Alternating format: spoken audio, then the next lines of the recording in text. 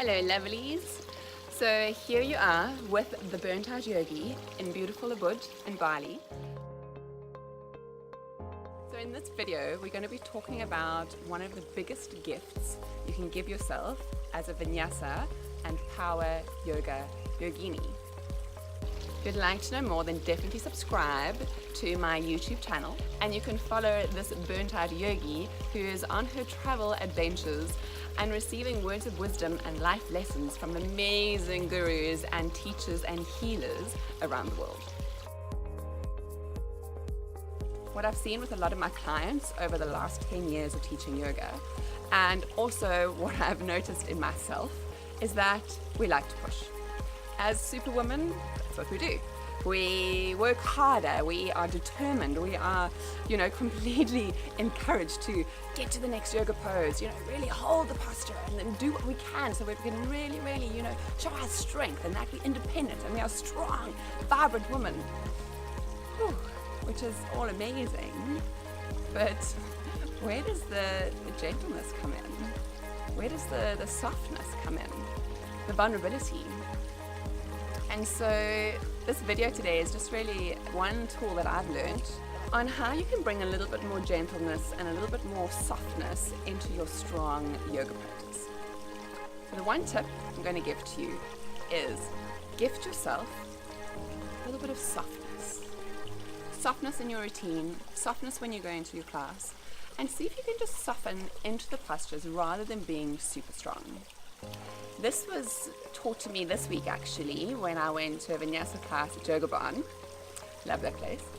And the teacher there passed on the message from his teacher. So this has come down through the lineage of yoga masters. And his teacher suggested to him, instead of being so super strong in the postures and hard and rigid and stuck, why not just soften? And I know you might think, well, yeah, okay, but anyone can do that. That means I'm lazy. I'm going to be lazy in my yoga postures. I'm not going to be in proper alignment, and I can do so much better. I can work so much harder. But we're not saying soften completely. We're not saying fall into a ball in child's pose on the yoga mat. Although I have had to do that a few times over the last year. But just soften 25%. That's it. And do it for a week, 2 weeks, or maximum, if you can, a month. And every time you're doing a Vinyasa class or a power yoga class, think of softening 25%. I'll show you what happens when you do. This is me doing the postures, just a normal Vinyasa routine that you would be doing in any Vinyasa class. And this is probably how I would have done it about 5 years ago. Let's check this out.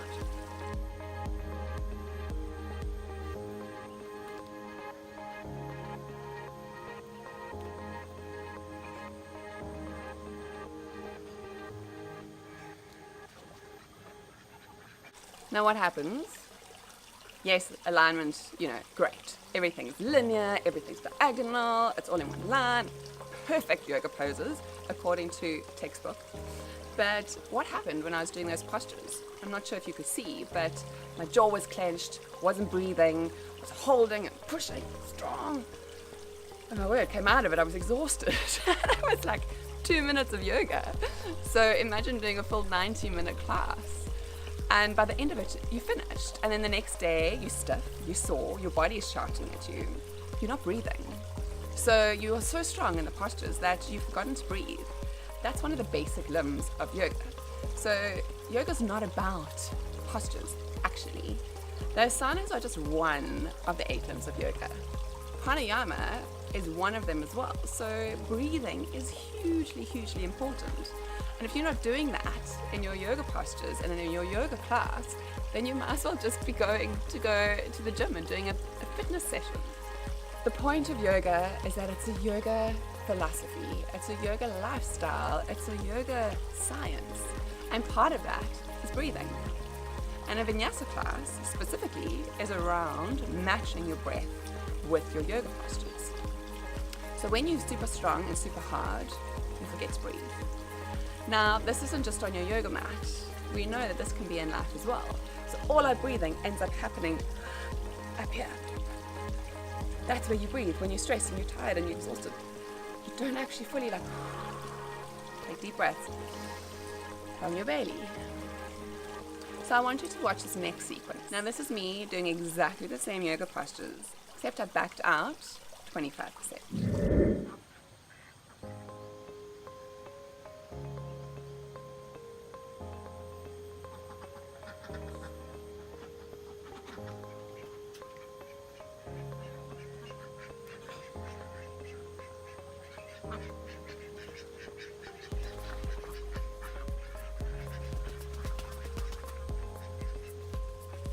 Now see the difference. First of all, you can see me smiling, which is just, it's glorious. It was just so peaceful and graceful, and that is what it's about. And I could breathe. And by breathing in all that new prana and that life force, by the end of doing those few poses, I felt lighter, I felt happier, I felt less stressed. So, soften, just a little. We're not saying you need to be soft and vulnerable and gentle all the time. It's a balance. It's a balance of yin and yang. But we've got so caught up in living the yang part of our life that we've forgotten to be gentle. So soften up 25% for the next week or 2 or month. And then bring that awareness into your strong yoga practice. Bring those breathing techniques. Bring that fullness, bring that aliveness. See what a difference it makes to your yoga and to your life.